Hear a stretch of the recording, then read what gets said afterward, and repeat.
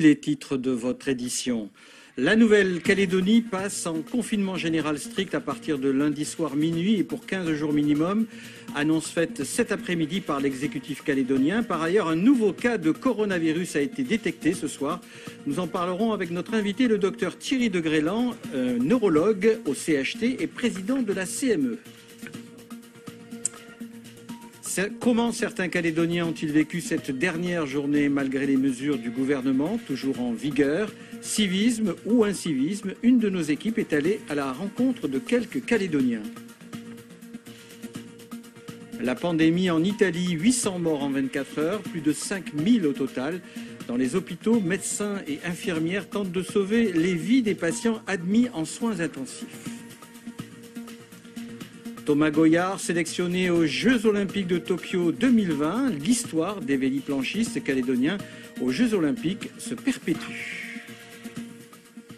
Depuis hier soir, 2 nouvelles personnes ont été testées positives au Covid-19 et une ce soir, ce qui porte à 5 le nombre de cas avérés de la maladie en Nouvelle-Calédonie. Cet après-midi, l'exécutif État-gouvernement a donc annoncé un confinement général strict à partir de demain, lundi soir, minuit et pour 15 jours minimum. La mesure pourra être réévaluée si nécessaire. Natacha Cognard et Cédric Michaud.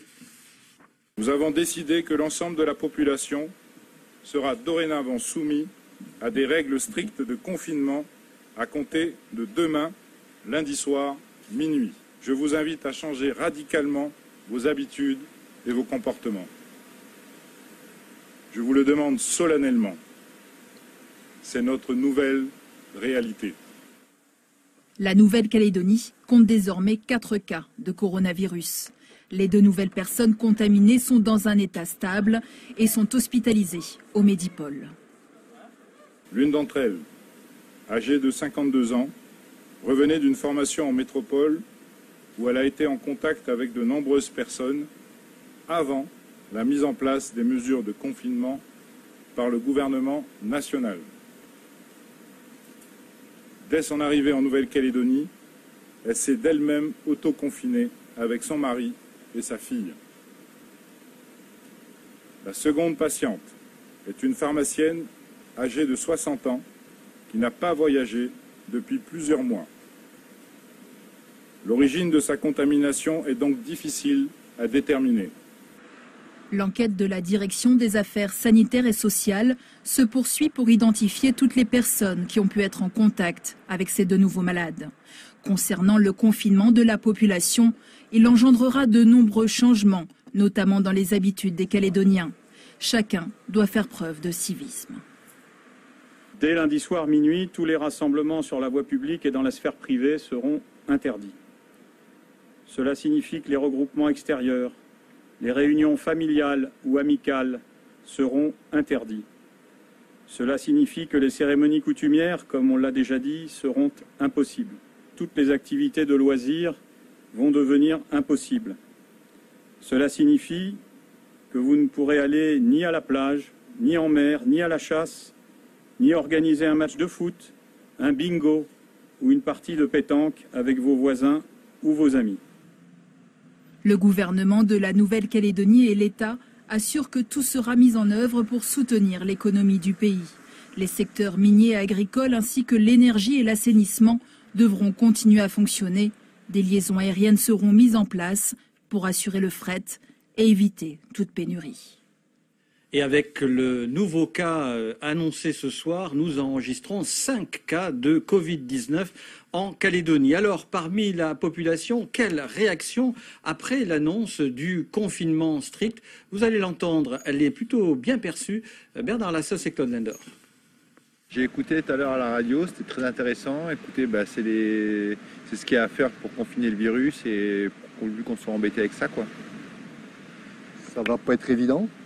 Rester à la maison pour les hyperactifs, ça va être un peu ennuyant, mais bon, on fera comme on peut. Hein. C'est normal pour ne pas que le virus se propage, c'est normal qu'ils prennent ces dispositions. Ça va pas être trop dur? Ah si, pour certains ça va être dur, mais il faut le faire. Il semble que ce soit vraiment ce qui est nécessaire. On a vu beaucoup de pays qui mettaient en place les mesures de manière très progressive. Ils ferment un commerce, après 10 personnes, 5 personnes. Et en fait, tout le monde va dans la même direction. Donc autant prendre les choses un petit peu en avance et ce sera que du bénéfice pour nous par la suite. Je pense que pour les hôpitaux, pour les personnels soignants qui vont être vraiment sur le front, c'est une très très bonne décision. Avec quatre personnes malades, ça me semble un petit peu exagéré. Mais il y a toujours tellement de gens qui sont prêts à leur tomber dessus pour leur dire que c'est eux les responsables. On peut se mettre à leur place et les comprendre. Bonne journée. Alors une question à présent, qu'est-ce qu'est réellement un confinement? Vous le savez, plus de 1000 personnes sont actuellement en quatorzaine dans différents hôtels réquisitionnés par le gouvernement.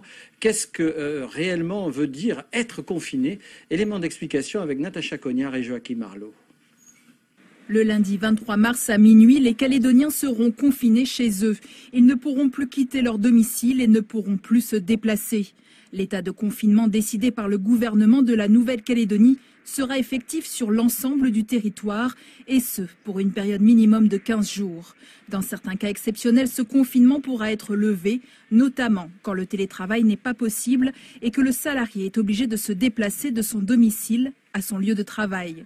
Lorsque les personnes doivent acheter leurs produits de première nécessité dans les commerces de proximité autorisés, quand les Calédoniens doivent effectuer leur exercice physique de manière individuelle autour de leur domicile et sans aucun rassemblement. Et enfin, lorsque les personnes doivent consulter un professionnel de santé ou qu'elles doivent se déplacer pour un motif familial dûment justifié. Pour se déplacer, les Calédoniens devront fournir des justificatifs professionnels ou des attestations de déplacement dérogatoires. Il est rappelé à la population de respecter ces règles de confinement. Des contrôles de la gendarmerie et de la police nationale seront effectués régulièrement. Et justement, une de nos équipes, Anne-Claire Lévesque et Laura Chintu, se sont rendues cet après-midi, en fin d'après-midi, au Medipôle. Le CHT a en effet ouvert ses portes aux journalistes pour démontrer sa capacité de réaction face à une épidémie de Covid-19. Voyez leur reportage. Le Medipôle est prêt. 4 cas étaient toujours confirmés à 17h. Tous hospitalisés en médecine interne, première étape du parcours patient face au coronavirus. Pour l'heure, 28 lits sont dédiés au virus, un quota qui peut si nécessaire dépasser la centaine. Les cas les plus graves seront transférés dans une unité dédiée de réanimation. Pour l'heure, elle est vide. Nous avons prévu un plan de montée en puissance qui devrait nous permettre de monter de 20 lits de réanimation que nous avons d'habitude au CHT jusqu'à pouvoir hospitaliser 49 patients de réanimation au CHT. C'est-à-dire qu'au maximum du maximum, nous pourrions augmenter notre offre de soins de réanimation de 2,5 fois. Si elles sont prêtes à gérer une véritable épidémie, les équipes du CHT restent optimistes et comptent sur le civisme de la population. Là, dans les 15 prochains jours, on peut penser qu'il y aura encore quelques cas, des cas. Et si la mesure de confinement est bien respectée, normalement, on assistera à une diminution des cas après, en sachant qu'on a d'autres mesures aussi de prévention qui sont un dépistage, mais qui sont une recherche assez précoce chez les gens qui ont des symptômes pour pouvoir les extraire de la population générale et les mettre en isolement dans notre service. En cas de symptômes, inutile de vous précipiter aux urgences. Composez le 15 ou le numéro vert 05 02 02. 6 professionnels de santé sont dédiés à informer et à orienter les Calédoniens. Et je vous rappelle que nous venons de l'apprendre en début de soirée, un 5e cas de coronavirus a été diagnostiqué. Docteur Thierry de Grélan, bonsoir. Bonsoir. Vous êtes donc avec nous pour parler de cette épidémie. Un nouveau cas, donc on l'a pris relativement tard. Alors les tests sont effectués en fin de journée actuellement tous les jours. Et si on doit augmenter cette quantité de tests, on les fera plus rapidement et on en fera 2 fois par jour. Pour l'instant, on a fait 62 tests aujourd'hui. Et sur les 62 tests, nous avions un cas positif supplémentaire. Et donc on le saura un peu plus tôt, nous aussi. Et vous le saurez en temps et en heure, Alexandre. Alors, comment est-ce que le Medipôle se prépare? On a vu ce reportage, on comprend que tout le monde est à pied d'œuvre, mais comment vous vous préparez réellement à cette épidémie? Donc vous l'avez compris, l'épidémie de coronavirus est présente sur le territoire, avec un cas local qui a été mis en évidence. La DAS travaille est à pied d'œuvre pour suivre la filière des contacts potentiels. L'épidémie est présente, le confinement est nécessaire. L'hôpital est prêt depuis 3 semaines, depuis 1 mois, depuis 1 mois et demi, 2 mois. On travaille tous ensemble, y compris maintenant avec les autres hôpitaux, pour préparer notre force de frappe et de réaction face à cette épidémie qui est en train d'arriver. Ça veut dire un cas local, c'est un cas autochtone. Un cas local, c'est quelqu'un qui a été contaminé sans avoir voyagé. Voilà. Alors, y aura-t-il des procédures, par exemple, au Medipol, et quelles seront-elles, s'il y en a? Alors, les procédures sont déjà en place. Nous avons commencé avant tout par limiter les visites. Interdire, pour être plus exact, les visites qui sont limitées uniquement aux personnes qui viendraient visiter, aux parents d'un enfant en pédiatrie, à l'accompagnant d'un malade en soins palliatifs et en fin de vie, et aux accompagnants de personnes handicapées qui auraient besoin d'un accompagnement. C'est une personne par jour uniquement. Des feuilles sont délivrées, des laissez-passer sont délivrés par les soignants qui ensuite sont à présenter à l'entrée de l'hôpital. Donc il y aura un document à présenter pour pouvoir pénétrer dans l'hôpital. Un document à présenter, exactement. Il y a aussi... Et pour les consultations, par exemple? Une diminution, un arrêt des consultations non urgentes dans l'hôpital pour limiter les flux de personnes. Un arrêt aussi des activités programmées non urgentes dans l'hôpital. Ces activités sont assurées pour les urgences et je demande à la population des consultants de la semaine prochaine et de la semaine suivante de contacter leur secrétariat de consultation dédié. On assurera bien sûr un accueil téléphonique et les médecins spécialistes pourront répondre aux personnes inquiètes et les consultations sont reportées. Pour l'instant, on s'est donné 1 mois de report. Tout l'hôpital est mobilisé par rapport à ce fléau? Tout l'hôpital est mobilisé, toute la communauté scientifique, les infirmières, les aides-soignants, tout le monde est mobilisé. On a prévu de répondre au plus tôt. On a un temps d'avance. On a un vrai temps d'avance par rapport à tous les autres pays, avec cette mesure de confinement très précoce et avec l'hôpital qui s'est préparé en regardant, comme la France a regardé la Chine, nous regardons la France. Qui a regardé la Chine? On a un temps d'avance. Le pays n'échappera probablement pas, mais on pourra diminuer et diminuer le nombre j'espère, de patients infectés avec ces mesures de confinement. Est-ce qu'il y a des bonnes volontés, je pense aux volontaires, aux bénévoles qui vous contactent? Alors les bonnes volontés, elles commencent par celles des professionnels. Je tiens à saluer le travail de coordination qui est fait avec le gouvernement, avec la DAS, avec tous les centres hospitaliers. L'administration du CHT est derrière nous pour des recrutements de personnes et on ne manque pas de recrutement. Aujourd'hui encore, on a 10 candidatures de médecins qui souhaitent venir, des infirmières, infirmières de réanimation. Vous êtes président de la CME. Est-ce qu'il y a, donc vous avez une vision globale des choses, hein, la commission, le comité de l'hôpital. Est-ce que il y a une inquiétude de médecins qui s'est fait sentir sur les respirateurs ou les matériels? Qu'est-ce que vous dites à cela? Alors, à cela, les inquiétudes sont normales, logiques, si elles ne sont que des inquiétudes. Venant du corps médical. Elles n'épargnent personne, on est des hommes comme les autres. Malgré tout, je tiens à rassurer tout le monde, les réanimateurs ne sont pas inquiets, premier point. Deuxième point, nous avons une capacité en lit, en réanimation, qui est bien supérieure au prorata de la population à celle de la métropole. On a suffisamment de lits, avec la possibilité de recruter 49 lits, et en sollicitant pour la réanimation habituelle. Il ne faut pas oublier qu'il continuera à y avoir des malades, d'autres maladies, et on sollicitera nos partenaires. L'hôpital du CHT sera dédié au Covid-19. On sollicitera la clinique Windomanien, le CHN, le CHS. Ils sont déjà sollicités, ils participent activement. Alors, vous restez avec nous, docteur de Grélan, pour écouter ce témoignage. On le sait, 838 personnes sont actuellement auto-confinées à leur domicile. Notre équipe, Alix Madec et Louis Perrin, ont joint par Skype l'un d'eux, Samir Benyoub. Il revient de la Gold Coast avec sa petite famille et il se pose pas mal de questions, notamment sur les dépistages à domicile qui sont des gens en auto-confinement. On l'écoute. Depuis mercredi, il n'y a personne qui est venu nous tester, personne qui nous a contactés pour avoir des nouvelles, des informations. On a eu un seul contrôle de police samedi soir. Donc on a eu la police municipale qui est venue samedi vers les coups de 19h, qui nous ont demandé donc de sortir de chez nous, venir à leur rencontre dans la rue, demander donc pièce d'identité. Et ils ont checké, a priori ils avaient une liste avec... les noms, donc ils ont checké comme qu'on était bien présents. Là pareil, j'aurais posé des questions de savoir est-ce qu'ils peuvent nous donner des masques, quelles sont les recommandations pour nous, est-ce qu'il y aura quelqu'un de la DAS qui va venir nous voir. Et ils nous ont dit ils ne savaient pas. Hier, donc j'ai vu qu'il y avait 2 nouveaux cas hier soir. Donc j'ai essayé d'appeler le numéro accessible 24 h sur 24, donc le 05 05 05. Et c'était soit ça coupait, soit c'était en attente. Donc j'ai appelé pendant 1h30 hier soir, plus le matin, et aucune réponse. Ce que vous aimeriez, c'est être testé, en fait, avoir une réponse.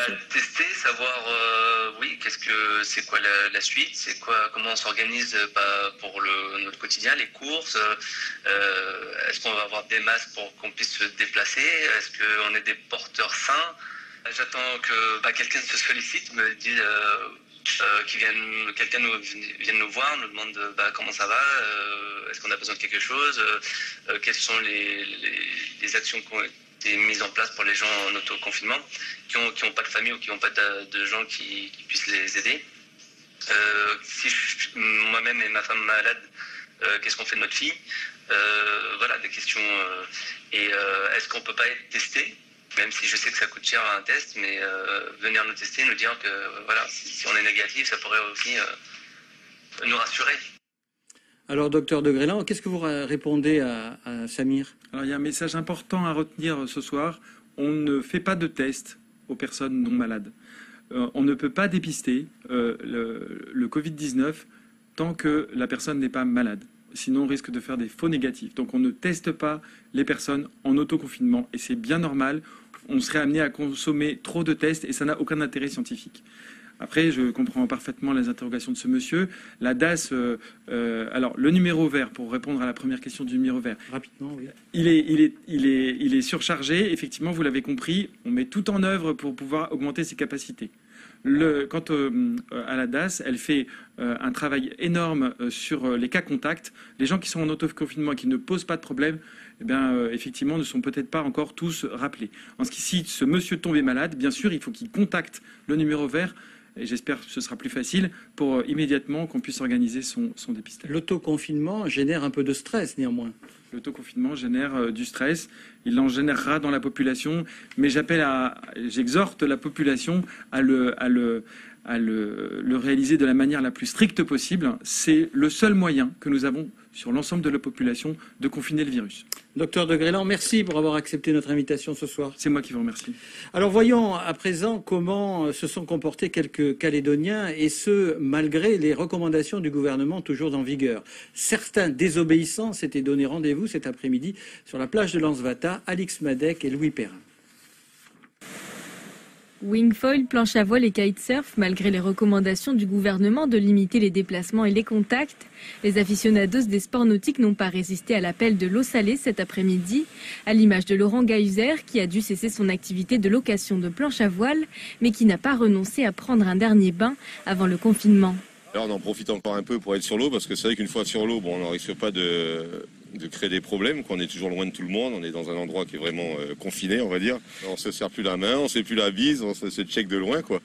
Et puis même sur l'eau, on ne reste pas collés les uns aux autres, on est toujours au moins à 10-15 mètres l'un des autres, quoi. Mais c'est bien qu'on puisse encore quand même profiter et tout, justement, de tout ça, quoi.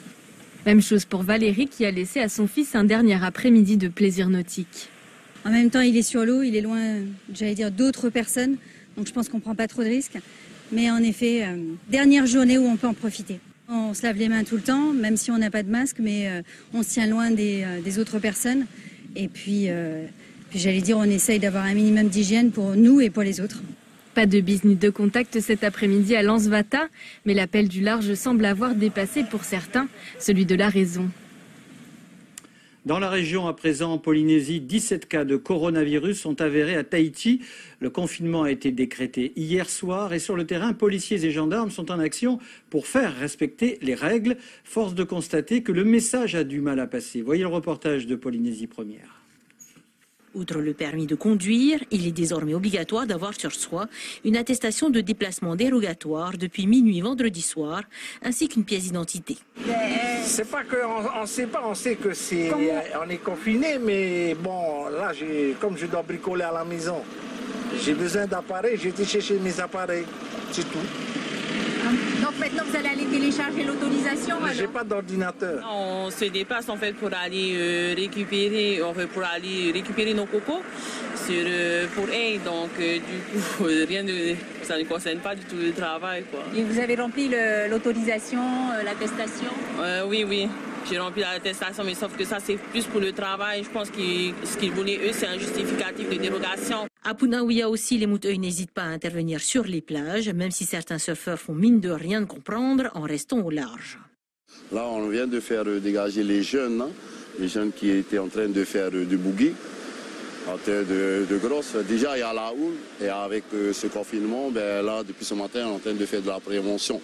Plus de la prévention, de faire comprendre aux jeunes que il est interdit maintenant de circuler comme on veut, comme avant, justement par rapport à cette maladie-là. Il faut la prendre au sérieux. À Papeete, la police avait mis un barrage filtrant pour vérifier les dérogations de personnes en véhicule entrant dans la ville. Malheureusement, on se rend compte que quasiment un automobiliste sur deux est en possession de l'attestation ou l'attestation individuelle sur l'honneur ou de l'attestation de l'employeur. Et qu'est-ce que vous leur dites alors? On leur donne les conseils de se munir impérativement, parce que ce n'est pas une option, c'est une obligation, et de le faire dans les meilleurs des cas, parce que l'infraction est constituée, bien évidemment, et on leur laisse une chance d'aller régulariser ça immédiatement avant qu'on passe à la phase répressive. Elle est pour bientôt la phase répressive? Très bientôt. Filtrage dans certains endroits et dans d'autres restrictions, comme ici à l'hôpital du Taoné, où une brigade s'assure que personne ne force l'entrée des lieux. L'hôpital qui depuis hier a fermé ses portes complètement aux mineurs en visite. Il faudra désormais pour chaque adulte justifier de sa présence sur les lieux. On ouvre notre page monde à présent avec le point sur la maladie et ses chiffres du jour actualisés sur Worldometer. 308 473 cas de coronavirus, 13 069 décès, 95 828 guérisons. Rappelons également que nous comptons 1 milliard de personnes confinées dans le monde. Et justement, en direction l'Italie, où l'épidémie de coronavirus reste très importante. Les chiffres de mortalité ne cessent de croître. 800 morts en 24 heures, plus de 5000 au total. En Lombardie, dans l'hôpital de Bergame, les médecins et les infirmières tentent de sauver les patients en soins intensifs. Regardez ce reportage d'Alban Micosi et Florence Crimon, France 2, Rome. L'hôpital de Bergame, au cœur de la lutte contre le virus. Les médecins, les infirmières font l'impossible pour tenter de sauver les vies de ces patients qui sont en thérapie intensive, en clair, en détresse respiratoire, les deux poumons rongés par la maladie. On voit chaque jour environ 60 nouveaux malades qui nous arrivent dans des conditions critiques. Beaucoup d'entre eux sont tellement atteints qu'ils ont besoin d'assistance totale en oxygène. En Italie, il y a ce soir près de 3000 personnes entre la vie et la mort pour lesquelles les personnels des hôpitaux se battent au péril de leur vie. À leur fatigue, leur tension, s'ajoute l'impression que les pays voisins ne les entendent pas. Peut-être au début, on ne savait pas exactement à quoi on avait affaire. Mais maintenant, on sait. Et ne pensez pas que ce qui arrive ici ne peut vous arriver ailleurs. Chaque jour, des patients ferment les yeux pour toujours, loin de leurs proches. Impossible de procéder à la moindre cérémonie. C'est alors l'armée italienne qui prend le relais. Les militaires rassemblent les cercueils et procèdent aux crémations. Il n'y a plus de place disponible au cimetière de Bergame. Cela fait 1 mois que l'Italie du Nord vit ce drame, 15 jours que des mesures de confinement ont été prises, mais elles tardent à produire un effet visible. Certaines mesures semblent même contre-productives avec ces longues files d'attente à l'entrée des supermarchés. Des rassemblements de personnes qui sont exactement à l'inverse de ce qu'il faudrait faire. Et voilà qui referme à présent notre page sur le coronavirus. En Calédonie, incendie hier soir en début de soirée sur un terrain au Pic-aux-Morts à Dumbéa. Selon les pompiers de la commune, il aurait été déclenché par l'un des propriétaires des lieux. Le feu est resté en évolution libre dans une zone non accessible car par les pompiers, ces derniers ont surveillé son évolution de près en effectuant des rondes à proximité. Allez, du sport avec de la planche à voile et l'histoire des véliplanchistes calédoniens aux Jeux Olympiques se perpétue plus de 30 ans après Michel Quintin à Séoul. Thomas Goyard a été sélectionné pour les JO de Tokyo. Les deux hommes sont non seulement du même territoire, mais aussi du même club. Une fierté. Reportage Martin Charmasson et Christian Favnec. À gauche, Michel Quintin, parti à Séoul en 1988 comme doublure de Robert Nagy. À droite, Thomas Goyard, sélectionné pour Tokyo 2020, après son podium aux derniers mondiaux. Deux Calédoniens, témoins d'un Graal quasi intouchable. La difficulté, c'est d'abord qu'il y a un seul représentant par pays aux Jeux Olympiques, donc ce qui est compliqué, puisque dans un pays où il y a de la densité, où il y a beaucoup de compétiteurs au plus haut niveau, ça devient surtout compliqué de se qualifier. Champion du monde 87, Michel Quintin n'avait pu récolter à 7 points la saison suivante pour être titulaire au JO.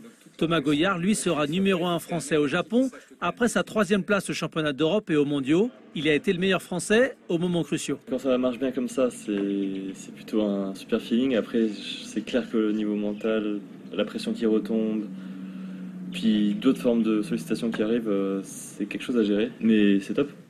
Une joie partagée par les personnes qui l'ont vu grandir à l'ACPV. Son père Manu l'a initié en Polynésie. Mais Thomas a débuté les entraînements à 11 ans dans ce club à la Côte-Blanche. Beaucoup de bonheur pour lui parce que voilà, c'est fabuleux ce qu'il nous a réalisé. C'est extraordinaire. Voilà, c'est merveilleux. L'ascension a été rapide. Il devient champion de France minime, puis se tourne vers la planche à voile olympique. C'est nos amis néo-zélandais, avec lesquels on a toujours de nombreux contacts, qui lui avaient prêté une RSX pour faire une compétition à Auckland. Et il n'avait jamais navigué sur une RSX et il avait fini premier de la compétition. Des années plus tard, il est qualifié pour les Jeux Olympiques sur ce support de 2,86 m de long et 93 cm de large, aidé par une dérive et des ailerons en carbone. La planche olympique a bien évolué, mais elle lie plus que jamais Thomas Goyard et Michel Quintin. On est du même endroit, donc déjà rien que pour ça, partager ça, l'énergie qui en ressort et puis les petits conseils et puis le côté un peu historique, c'est... tout ce qu'il va pouvoir me dire par la suite, ça, forcément, moi, j'en prendrai compte. Donc, Sauf changement de programme, début des Jeux Olympiques de Tokyo en juillet prochain. Avant de se quitter, le rappel du titre principal de cette édition. La Nouvelle-Calédonie passe en confinement général strict à partir de lundi soir minuit et pour 15 jours minimum, annoncé cet après-midi par le haut-commissaire et le président du gouvernement. Et nous comptons désormais 5 cas avérés de coronavirus en Calédonie. Demain à 7h, l'invité de la matinale radio sera Mathieu Serrier, réanimateur et membre de la CME, le comité médical d'établissement. Merci de votre fidélité. L'info, c'est aussi sur notre web et à la radio. Demain, vous retrouverez Thérèse Waya à 19h30. Excellente fin de soirée sur la première, évidemment.